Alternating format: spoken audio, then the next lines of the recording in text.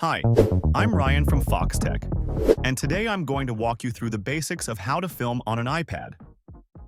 Filming with an iPad is straightforward, but there are a few tips that can help you get the best results.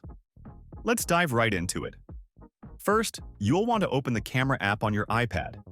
Once you have the camera app open, you'll need to swipe through the different modes until you find Video. This is the mode you'll use to start recording video footage. Your iPad's screen will act as your viewfinder, allowing you to frame your shot. Take your time to get the composition just right before you start recording.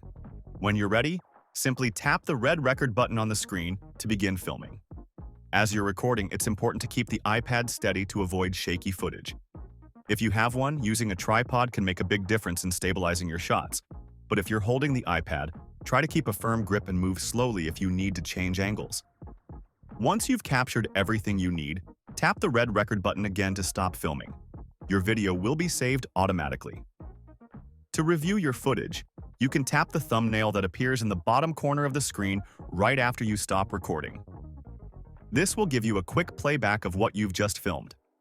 If you want to do more with your footage, like editing or sharing it, you can access all your saved videos in the Photos app.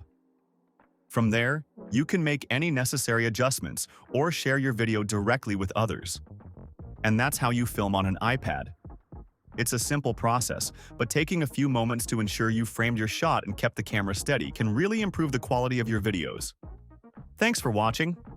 If you found this video helpful, please give it a thumbs up and consider subscribing to the channel for more practical tech tips. See you later.